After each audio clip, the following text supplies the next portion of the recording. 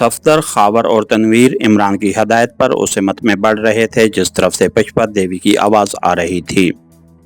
ان تینوں کے ہاتھوں میں ٹارچیں اور ریوالور تھے۔ عمران نے چونکہ انہیں صرف ہاتھ کے اشارے سے اس طرف جانے کو کہا تھا اور کوئی واضح ہدایت نہیں کی تھی، اس لیے ان کی سمجھ میں یہی آیا کہ عمران انہیں اس مقام سے دور ہٹانا چاہتا ہے تاکہ اگر ان پر کسی قسم کا حملہ ہو تو وہ سب ہی حملے کی ضد میں نہ آ جائیں، یا پھر اس طرف دیوی کے غلاموں کی موجودگی کا پتہ چلانا تھا۔ چنانچہ وہ محتاط انداز میں آگے بڑھ رہے تھے۔ پشپا دیوی اور عمران کی آواز آہستہ آہستہ معدوم ہوتی جا رہی تھی۔ پھر اچانک ہی وہ ہوا جس کی انہیں خواب میں بھی توقع نہ تھی۔ یکدم ان کے آس پاس کے درختوں سے چند سیاہ فام افراد نے ان پر چھلانگیں لگا دیں۔ یہ حملہ اس قدر اچانک تھا کہ صفدر، تنویر اور خاور سنبھل نہ سکے۔ ان کے ہاتھوں سے ریوالور اور ٹارچیں گر گئیں اور وہ لڑکھڑاتے ہوئے زمین پر آ پڑے۔ صفدر نے گلتے ہی پلٹا کھایا اور خود پر گرنے والے شخص کی ناک پر گھونسا رسید کر دیا۔ زمین پر گر کر 3 ٹارچوں میں سے 2 تو بجھ گئی تھیں اور صرف ایک ٹارچ روشن رہی تھی جس کی روشنی ایک درخت کے تنے سے ٹکرا کر پھیل رہی تھی۔ نیم اجالے میں صفدر نے حملہ آوروں کا ہلکا سا جائزہ لیا تھا۔ وہ تعداد میں 8 نیگرو تھے اور ان کے جسموں پر نیلے رنگ کی وردیاں انہیں مجرم تنظیم کے گارڈز شو کر رہی تھیں۔ گھونسا کھانے والا گارڈ درد کی شدت سے بلبلاتا ہوا دوسری طرف لڑک گیا۔ صفدر اچھل کر کھڑا ہوا اور اسی لمحے عقب سے 2 گارڈز نے اسے جکڑ لیا۔ تنویر اور خاور کو بھی 2 سیاہ فاموں نے گرفت میں لے رکھا تھا۔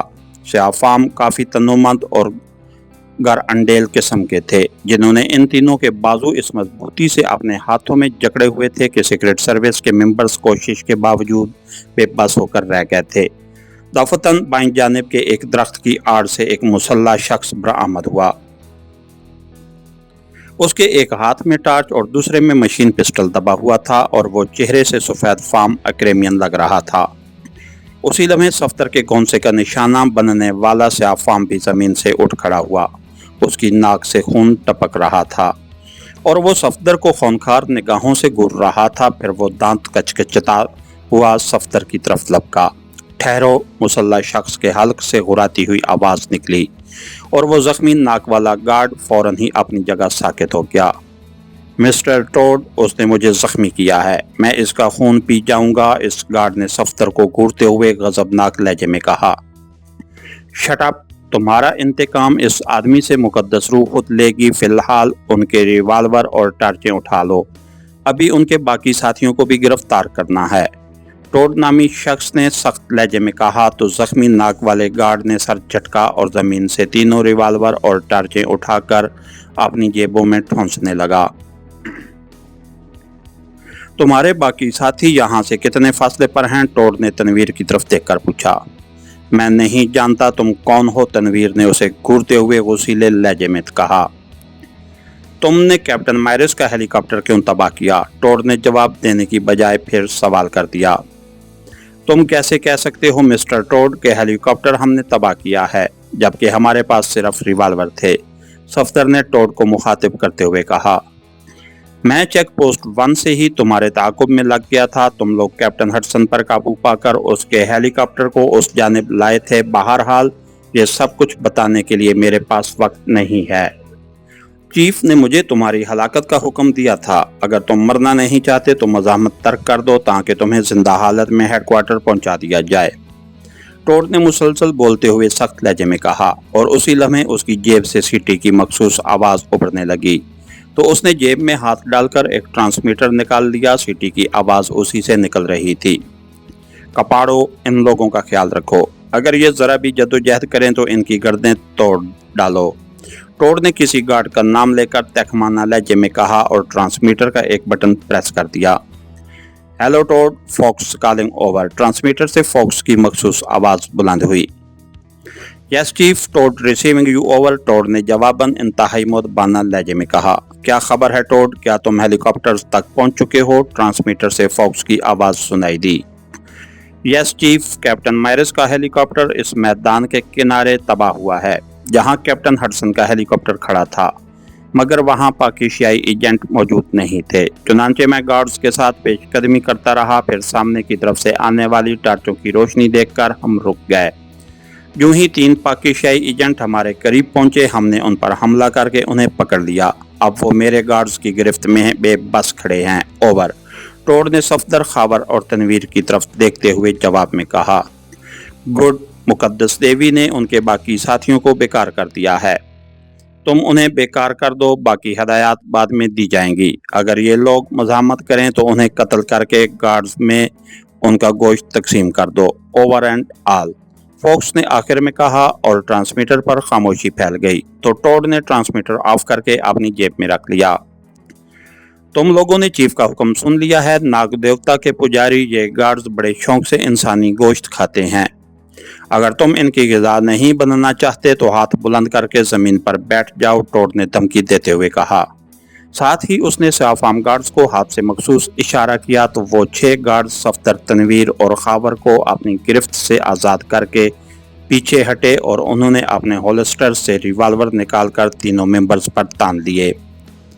खावर और तनवीर ने सवालिया निगाहों से सफदर की तरफ देखा। फिलहाल खुद को उनके हवाले करने के सिवा कोई चारा नहीं है, सफदर ने आहिस्ता से उर्दू में कहा और हाथ बुलंद करके ज़मीन पर बैठ गया। खावर और तनवीर ने भी उसकी तकलीद की और उसी लम्हे उनके अकब में खड़े गार्ड्स ने उनके सरों पर रिवाल्वर के दस्ते रसीद कर दिए। नतीजे में सफदर, खावर और तनवीर कराहते हुए ज़मीन पर लड़क गए और उनके जहनों पर घूर तारीकी फैलती चली गई। फिर ना जाने उन्हें किस वक्त होश आया, उसका उन्हें कुछ अंदाज़ा ना हो सका, क्योंकि उनके चारों तरफ गहरी तारीकी फैली हुई थी। वो जगह यकीनन तंग और बंद थी, क्योंकि वो एक दूसरे की सांसों की बाज़गाश्त बखूबी सुन रहे थे। पूरी तरह हवास बहाल होने पर सफदर अपनी जगह से उठ बैठा। उसने दाएं बाएं टटोलने वाले अंदाज में हाथ फैलाए तो एक हाथ किसी कच्ची दीवार से टकराया और दूसरा हाथ इंसानी जिस्म से। कौन हो? सफदर ने पूछा तो उसकी आवाज़ इस तरह गूंजी जैसे किसी गुम्मत से आई हो। मैं हूँ सफदर, जवाब में खावर की आवाज़ उभरी। क्या तनवीर भी मौजूद है? सफदर ने इत्मीनान का सांस लेते हुए पूछा। यस सफदर, मैं इधर मौजूद हूँ।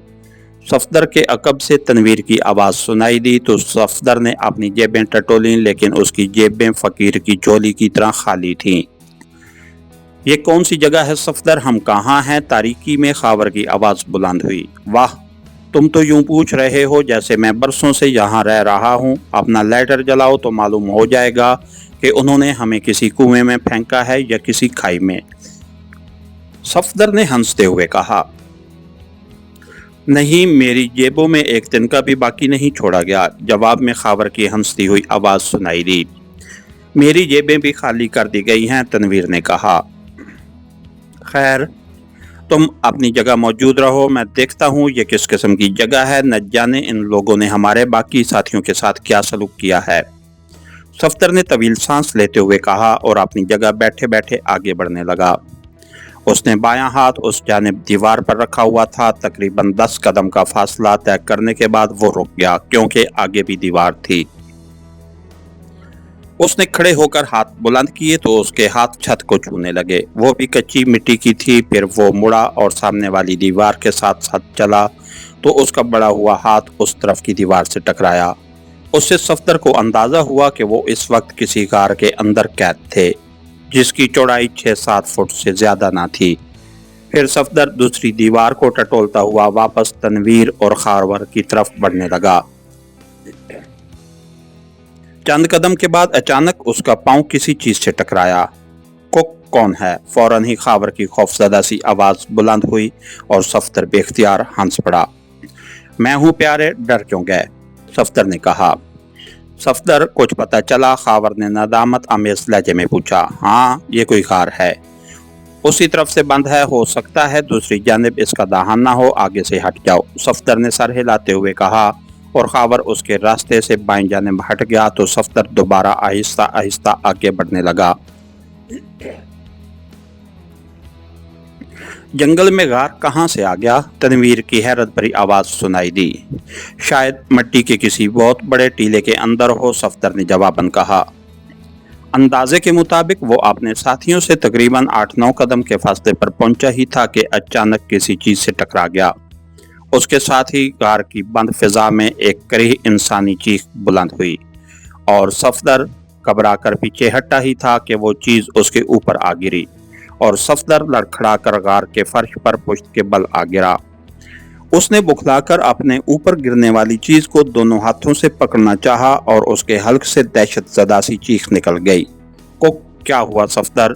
تنویر کی خوف سے لرزتی ہوئی آواز سنائی دی، لیکن صفدر جواب دینے کی بجائے خود پر دراز چیز کو ہٹانے کی کوشش کرنے لگا۔ وہ چیز کوئی انسانی ڈھانچہ تھا۔ صفدر نے اس کے استخوانی بازوؤں کو پکڑ کر بائیں جانب دھکیلا اور اٹھ بیٹھا۔ ایک بہادر انسان ہونے کے باوجود بھی اس کا دل خوف کی شدت سے دھک دھک کر رہا تھا۔ زندگی میں اس کا واسطہ کبھی اس قسم کی سچویشن سے نہیں پڑا تھا۔ نہیں چھوڑوں گا، مجھے تمہارا تازہ خون چاہیے۔ گھور تاریکی میں ایک ہراتی ہوئی غیر انسانی آواز ابھری تو صفدر یکدم اپنی جگہ ساکت ہو کر رہ گیا۔ یقیناً وہ آواز اسی ڈھانچے کی تھی اور وہ افریقی زبان میں بولا تھا۔ صفدر کون ہے؟ تم کہاں ہو؟ اسی لمحے خاور کی دہشت سے ہکلاتی ہوئی آواز ابھری، لیکن صفدر جواب نہ دے سکا۔ خوف کی شدت سے اس کا حلق خشک ہو گیا تھا اور زبان گویا تالو سے چپک گئی تھی۔ وہ دم سادے ڈھانچے کے حملے کا انتظار کر رہا تھا۔ چند انتہائی خوفناک اور جاں غسل لمحے گزر گئے۔ سناٹا اس قدر تھا کہ صفدر اپنے دل کی دھڑکن تک سن رہا تھا۔ پھر اچانک ہی ایک عجیب سی زناٹے دار آواز بلند ہونے لگی۔ اس آواز سے غار میں چھایا گہرا سکوت منتشر ہو گیا۔ زناٹے دار آواز اسی جانب سے آ رہی تھی جس طرف وہ زندہ انسانی ڈھانچہ موجود تھا جو صفدر کا خون پینا چاہتا تھا۔ خاور اور تنویر اپنی جگہ پر دہشت کی شدت سے ساکت بیٹھے تھے۔ انہیں لگ رہا تھا کہ وہ کسی بدروح کے مسکن میں موجود ہیں جو ان کا خون پینا چاہتی ہے۔ صفدر کی طرف سے کوئی جواب نہ ملنے پر یہ خیال کر کے وہ اور بھی خوف زدہ ہو چکے تھے کہ شاید صفدر بدروح کی گرفت میں آ چکا ہے اور بدروح اس کا خون پینے میں مصروف ہے، اور اب وہ دم سادے زناٹے دار آواز کی گونج سن رہے تھے۔ بدبختو، تمہیں موت کا دیوتا گھیر کر پاکیشیا سے یہاں لایا ہے۔ دفتن زناٹے دار آواز کی جگہ ایک غضبناک نسوانی آواز نے لے لی اور سیکرٹ سروس کے ممبرز بے ساختہ اچھل پڑے۔ وہ نسوانی آواز پشپا دیوی کی تھی۔ تم لوگوں نے میرے کئی پجاریوں کو ہلاک کرتے وقت یہ نہ سوچا کہ پشپا دیوی کیر و غضب کی دیوی ہے، لیکن اپنے پجاریوں پر مہربان اور شفیق ہے اور ان کی موت کا انتقام لینے میں ایک لمحہ کی بھی تاخیر نہیں کرتی۔ مجرم کو معاف کرنا میری سرشست میں نہیں ہے اور میں مجرم کو انتہائی اذیت ناک سزا دینے سے گریز نہیں کرتی۔ میں چاہتی تو تمہیں اسی وقت فنا کر دیتی جب تم نے ٹرین میں میرے پجاریوں کو بے ہوش کیا اور عمران نے ایک پجاری کی جان لی تھی۔ جب تم لوگوں نے کنڈا اور گلبرٹ کو قتل کیا اس وقت بھی میں بے خبر نہ تھی۔ ریڈ پوائنٹ پر گارڈز کے علاوہ جیرالڈ اور ہنری کی ہلاکت کے وقت بھی میں فضا سے تمہیں دیکھ رہی تھی، لیکن میں دانستہ تمہیں ڈھیل دیتی رہی کہ یا تو تم واپس اپنے ملک لوٹ جاؤ گے یا مزید جرم کر کے اپنے گناہوں میں اضافہ کرتے رہو گے، تاکہ جب میں تم لوگوں پر اپنا قہر نازل کروں تو اس وقت تمہارے پاس اپنی صفائی میں کچھ کہنے اور معافی مانگنے کی گنجائش باقی نہ ہو۔ پشپا دیوی نے مسلسل بولتے ہوئے کہا۔ اس کے لہجے میں آتش فشاں دہک رہا تھا، لیکن اس کے الفاظ بے حد جچے تلے اور صاف گوئی سے دکھائی دے رہے۔ پشپا دیوی کے لہجے میں آتش فشاں دہک رہا تھا، لیکن اس کے الفاظ بے حد جچے تلے اور شائستہ انگریزی میں تھے۔ کیا تم مکڑالو قبیلے کی اب دیوی بنی ہو؟ صفدر نے ہمت کرتے ہوئے کہا۔ وہ عمران کو دیوی سے بات کرتے سن چکا تھا، لیکن اس میں عمران جیسی جرأت نہ تھی کہ بے خوفی سے بات کر سکتا۔ نہیں مسٹر صفدر، میں صدیوں سے مکڑالو قبیلے پر حکومت کر رہی ہوں، مگر تمہارے سوال کا مقصد میں جان گئی ہوں۔ تم یقیناً یہ سوچ رہے ہو کہ میں جدید دور کی ایکریمین لڑکی ہوں اور میں نے یہاں آ کر خود کو دیوی بنا کر مکڑالو قبیلے کو اپنے تابع کر رکھا ہے۔ ذرا غور کرو، فوکس کے آدمی تمہیں گرفتار کرنے کی مسلسل کوشش کرتے رہے اور ناکام رہے، لیکن میں نے اپنی ماورائی کوفتوں سے تمہارے لیڈر علی عمران کو اس کی محبوبہ جولیا اور باڈی گارڈ جوزف سمیت ایسی جگہ پہنچا دیا جہاں سے اس کی لاش کو بھی ہوا نہیں لگ سکتی، اور وہ ساری عمر سر پر خطا رہے لیکن باہر نکلنے میں کامیاب نہ ہو سکے گا۔ پشپت دیوی کی پر اصرار آواز میں غار میں گونجی۔ تم نے انہیں ہلاک کیوں نہیں کیا؟ صفدر نے پوچھا۔ ہلاک کرنا ہوتا تو تمہیں ہیلی کاپٹر سمیت فضا میں ہی تباہ کر دیتی۔ میں تو تم سب کو عذاب عظیم میں مبتلا کر کے تم لوگوں کی بے بسی اور تڑپنے کا تماشا دیکھنا چاہتی ہوں، تاکہ آئندہ کسی کو میرے غلاموں اور پجاریوں کی طرف میلی آنکھ سے دیکھنے کی بھی جرت نہ ہو سکے۔ اس غار سے نکلنا تم لوگوں کے لیے ناممکن ہے، اس لیے اسے اپنا مدفن اور آخری آرام گاہ سمجھ کر وقت گزارو، جب تک کہ تمہاری روح اور جسم کا رشتہ منقطع نہیں ہو جاتا اور تم سوکھ سوکھ کر زندہ ڈھانچوں میں تبدیل نہیں ہو جاتے۔ دیوی نے انتہائی قہرناک لہجے میں کہا تو صفدر، تنویر اور خاور کے جسموں میں سنسناہٹ سی دوڑتی چلی گئی۔ صفدر کو اپنا یہ شبہ باطل ہوتا محسوس ہوا کہ شاید پشپا کا وجود کسی شعبدہ بازی کا کرشمہ ہے۔ پشما دیوی نہ صرف اس کا اور جولیا کا نام جانتی تھی بلکہ جولیا اور عمران کی پوشیدہ محبت سے بھی آگاہ تھی۔ اس کا مطلب تھا کہ پشپا دیوی واقعی کوئی بدروح تھی، اور اس کے عزائم جان کر خاور اور تنویر کے جسم پسینے میں شرابور ہوتے جا رہے تھے۔ کیا ہماری نجات کا کوئی راستہ نہیں ہے؟ خاور کے منہ سے ٹوٹ ٹوٹ کر الفاظ نکلے، لیکن پشپت دیوی کی طرف سے کوئی جواب نہ ملا۔ غار میں دوبارہ گہرا سناٹا پھیل چکا تھا، شاید پشپا کی روح وہاں سے جا چکی تھی۔ صفدر غار کے دوسرے حصے کی طرف آنکھیں پھاڑے دیکھ رہا تھا، لیکن گہری تاریکی میں کچھ دیکھنا ناممکن تھا۔ اس نے اپنے خشک لبوں کو زبان سے تر کیا اور ساتھیوں سے بات کرنے کے لیے منہ کھولا ہی تھا کہ یکدم بادلوں کی گڑگڑاہٹ ابھری اور دوسرے ہی لمحے سامنے کی جانب سے دو خوفناک اور گول گول سرخ آنکھیں تاریکی میں چمکتی دکھائی دیں، تو ان تینوں ممبرز کے جسم بربط کے تار کی طرح لرزنے لگے۔ ان آنکھوں سے انتہائی درندگی اور خونخواری ٹپک رہی تھی۔ وہ آنکھیں کسی طرح بھی انسانی آنکھیں نہیں لگ رہی تھیں، اور تاریکی میں ان آنکھوں کے مالک کا وجود بھی نظر نہ آ رہا تھا۔ ایک نہیں، اکٹھے تین انسان! آج تو میں سیراب ہو کر خون پیوں گا۔ مقدس دیوی عظیم ہے! اس طرف سے انتہائی مسرت بھری آواز سنائی دی، اور پھر وہ ہولناک آنکھیں فرش سے چند فٹ کی بلندی پر تیرتی ہوئی تیزی سے آگے بڑھیں، تو صفدر نے یکدم پلٹ کر چھلانگ لگا دی۔ تاریکی میں وہ اڑتا ہوا تنویر کے اوپر آ گرا، اور تنویر کے حلق سے کٹی کٹی سی چیخ نکل گئی، تو خاور بھی دہشت سے چیخ کر اپنی جگہ سے پیچھے ہٹتا چلا گیا۔ صفدر نے سنبھلتے ہوئے آنکھوں کی طرف دیکھا تو وہ پہلے سے زیادہ قریب آ چکی تھیں۔ صفدر پھرتی سے اٹھا اور اس نے دوبارہ آنکھوں کی مخالف سمت میں دوڑ لگا دی، مگر راستے میں بیٹھے خاور سے جا ٹکرایا، اور خاور کے حلق سے دہشت زدہ سی چیخیں نکل کر غار میں گونجنے لگیں۔ اس کی چیخ سن کر تنویر بھی چیخنے لگا، تو غیبی آواز کہکے لگانے لگی، جیسے ان کی چیخوں سے اسے بے پناہ مسرت ہو رہی ہو۔ سیکرٹ سروس کے جیالے ممبرز کی چیخوں کے جواب میں غیبی مخلوق کے ہولناک کہکے مسلسل گونجتے رہے، لیکن ممبرز کی چیخیں معدوم ہوتی چلی گئیں۔ ان کے دہشت زدہ اعصاب پر سستی اور ذہنوں پر غشی سی طاری ہوتی چلی گئی تھی۔ اس کے ساتھ ہی ہماری آج کے ایپیسوڈ کا اختتام ہوا۔ کہانی گار چینل کو لائک کیجئے، سبسکرائب کیجئے اور بیل آئیکن کو پریس کر دیجئے، تاکہ ہر آنے والی نئی ویڈیو آپ تک بر وقت پہنچ سکے۔ شکریہ۔